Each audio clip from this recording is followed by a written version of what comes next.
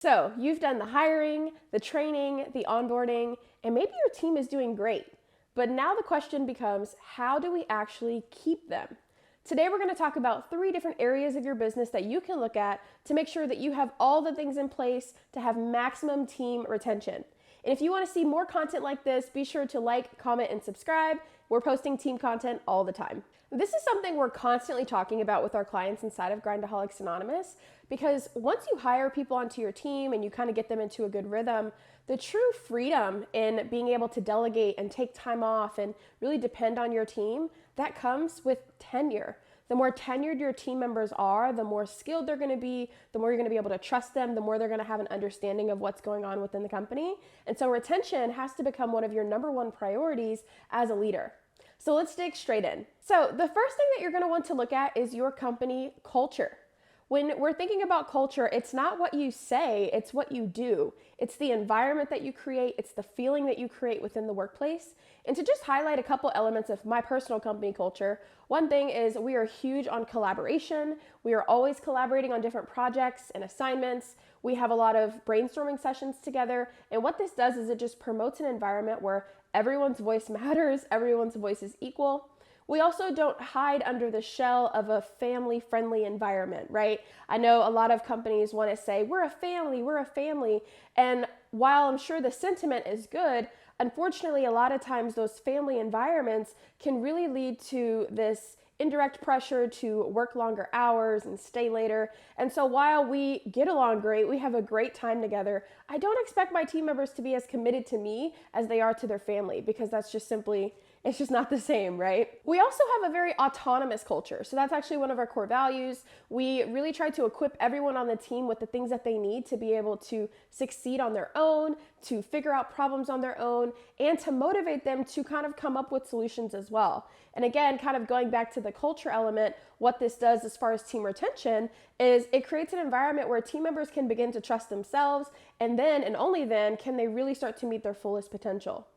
Now, you also want to make sure that you're hiring people that fit the company culture, right? I think our instinct is to hire people based on skill set. We want the people who have the experience and have the fat, juicy resumes that kind of line up with what we're looking for. But if they're not a cultural fit, then it's going to potentially ruin the culture that you've already created with the team members that you already have. Now, if you've never heard of the term psychological safety, I definitely suggest doing some research around that. But psychological safety, in short, is basically how you create this environment where people feel like they can take advantage of things like an open door policy, for example. Maybe you've worked somewhere before where they said they had an open door policy, but anytime someone spoke up, they were, reprimanded, or they were looked at in a different way, or they were passed up for a promotion. So psychological safety is the way that we literally create a safe environment for our team members to be able to meet their fullest potential, show up as themselves. And so this is something that you'll really, really want to prioritize in your business as a leader. Now, one thing I want to say about culture, just to kind of wrap this section up, is that you get to create your own company culture, right? We have the ability to create things that bigger corporations can't, because maybe the framework has already been laid for them, the culture has already been set. But we have the opportunity to create something unique that we potentially have never seen before.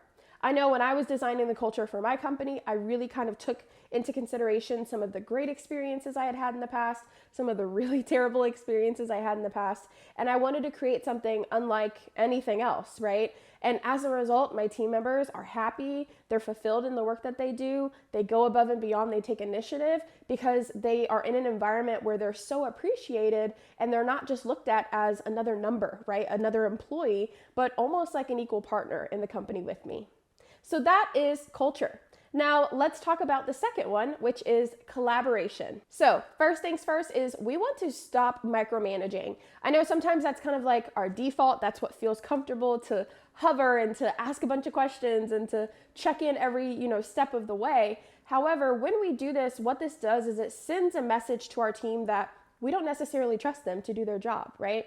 And so instead, we want to take a collaborative approach. When we assign tasks, we want to make sure that we give the full assignment, give all the details that are associated with it, and then offer support along the way to let them know that we're not just dumping this on them. They're not alone, right? We still are here to support them, but at the same time that we're not going to hover, right? When we do this and when we kind of release the reins a little bit, you'll be really surprised to see what happens, right? Our team members are able to go to another level in their work because they're forced to begin to trust themselves, because they know that, Tatiana is not gonna, be on me every step of the way to make sure I'm getting this done or make sure I'm getting it done right. Now, other ways that you can kind of collaborate with your team. One, you can collaborate on compensation. Now, this probably may feel a little uncomfortable in the beginning, but similar to how on your job description, you're gonna put a pay range. So let's say you're hiring for a salaried position and you say that it pays anywhere from $45,000 to $55,000 per year. One thing that I really like to do, a little insider tip or secret, is on my applications, I actually ask a question, something to the tune of, based on the job description, based on what you know of the company and your own experience, where do you feel you fall within this pay range? And I typically will pay them whatever they ask for. So if someone says, right now I think I fall around 47 based on my current experience, or right now I feel like I fall right at 55 because of X, Y, and Z, then I want to meet them where they are, right? So this range that I've set is already something that I'm comfortable with. It's already something that I, have factored into my budget. And now from the very beginning, we're establishing this culture of collaboration, right? We're kind of removing this barrier that we're used to having where it's like, I'm the boss, you're the worker, and creating more of a collaborative environment. Now you can also collaborate on the role itself. Now, this is also kind of like a newer thing, so you may or may not have heard of this before, but basically you and the new hire can collaborate on the role even in the hiring process. So in your interviews, you could be asking the types of questions like, what do you love about this role? What do you not love so much about this role? What are some things that you could see yourself doing here at the company? And collaborating together on the best possible job description. Again, what does this do? It creates this sense of ownership. It creates more buy-in from the very beginning because the team member doesn't just feel like, I'm doing what I'm being told, but more of I have a say, I have a voice, and people want to listen to me. If you haven't picked up on it yet, the name of the game here is really just giving the power back a little bit to our team members, right? Traditionally, this employment relationship has been this thing where we're taking the power from them, right? We're telling them what to do, when to do it, where to be, where not to be, X, Y, and Z. And this is just not where the employment landscape is going in the future. So all of those things should be kept in mind. Now, if you're getting to a place where maybe you're feeling like I can't trust my team, or, we're not wanting to collaborate on one thing for one reason or another, then it's your job to kind of do some investigating, right? Is it that the team member needs more training? Is it that we have to set better expectations? Is it that we need to have clear communication? What is the missing piece here that's causing me to feel like I can't trust them to do their jobs? If you can take some time to investigate that and find solutions around that, it's going to save you tons of money on having to replace this team member later down the line. Now, the final thing that we're going to talk about today is communication. So we've talked about culture, we've talked about collaboration, and now we'll talk about communication. I kind of like to call it my 3 C's of team retention. So when it comes to communication, there's so much that we can unpack here. But the very first thing that I want to say is you as the leader have to grow in your sense of emotional intelligence. You need to be able to tell when your team is doing great and when they're not doing so great, right? I feel like no matter how healthy of an environment you create, there may be times where a team member doesn't feel comfortable saying, oh, I'm really overwhelmed right now. I wish, I could take some things off of my plate, right? Sometimes our team members just don't want to disappoint us, right? But the best we can, we have to create a culture where it's common and it's normal and it's appreciated when you can vocalize how you're actually feeling. We all know that the default answer is, oh, I'm good, or I'm okay, or everything is fine, right? But we have to be able to kind of dig past that and see when maybe they're not fine, right? And when you can do that and kind of open up that door of communication, it allows your team to vocalize how they may be truly feeling in the moment. Also, on the communication note, we want to make sure that our communication is specific. right? Now, if we're giving feedback in a constructive way, it's likely that you're going to be pretty specific. You're going to say, Susie, I really wish you could have done it this way, or I didn't like when you did it this way, or this was wrong because of X, Y, and Z. But guess what? We want to be specific when we're complimenting our team members as well.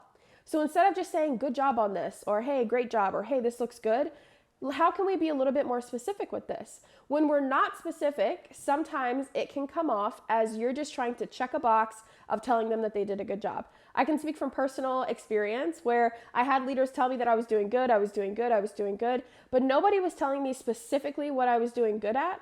And so it made me feel not as seen, right? So how can you take this good job and turn it into, hey, I really love the work that you did on this sales page. These 3 paragraphs really hit home. I think this is going to appeal to our customers. That makes them feel so good inside, right? You want to let them know that you see them in the way that you're communicating with them day to day. You also want to be sure to communicate often. So sometimes when our team members aren't necessarily performing well or they're falling behind a little bit, instead of telling them at the very beginning, when we start to notice that something is off, we may keep that inside, right? Or maybe we rant to our spouse about it or our friends. And then all the while, it's kind of building up inside of you, right? The team member is continuing to slack off. Maybe they're continuously late on projects, or the quality of their work is diminishing, or whatever the case is. But instead of letting them know up front, we kind of wait until weeks and weeks and weeks have passed. And then we want to present this book of, complaints to them. Well, what that does is it makes them feel blindsided. And I'm sure this has happened to you before too, right? Where someone kind of withheld information from you. And by the time they told you, you were kind of like, where is this coming from? Like, I wish I would have known. I could have corrected this behavior sooner. This, again, kind of goes back to psychological safety. Your team member begins to feel unsafe, as if they don't know where they stand or they don't know if they're doing a good job or not, right? This can be one of your number one killers of team retention, because when people don't feel safe, they feel like their job may be in jeopardy, they're going to be looking elsewhere, right? And so instead, the alternative is to give consistent daily feedback, right? When things happen, even if it's the slightest slip up, be sure to communicate that in the moment, right?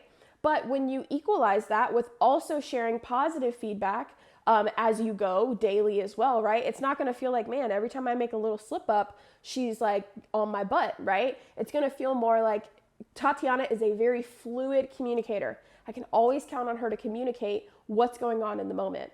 And of course, that's going to create a two-way door where they feel like they can communicate as well. They can communicate when, they're loving your leadership or when they're having a slight issue with your leadership. So the name of the game here is really to create fluid communication that goes 2 ways. A lot of times in the workplace, we're used to communication only going one way. Us telling them, us telling them, us telling them, and them never having the space to speak up. Now, lastly, on the communication bit is you want to be direct.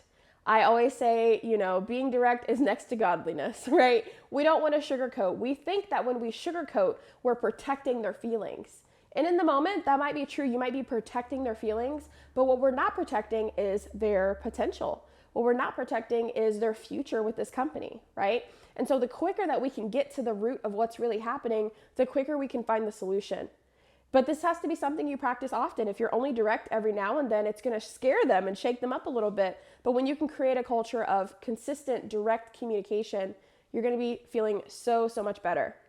So those are the 3 C's of team retention. So we talked about culture, we talked about collaboration, and we talked about communication. High team retention is one of the characteristics of a healthy work environment. If you today were applying for a job and you talked to a couple people that work there and they all told you they've been there for 3 years, 5 years, 7 years, that already tells you like, oh, this is a good place to work. So while we're focused on the hiring and the training and the onboarding and all of the communication that goes along with running a team, we have to make sure that we keep retention in mind as well. It's going to save you a lot of time, a lot of money, and it's going to allow your company to go so much further, a lot faster. So if you found this video helpful, be sure to like, comment, and subscribe. I'll see you in the next video, and be sure to check out this video where I share a couple tips for team communication that I think will help you apply some of the topics from this video as well.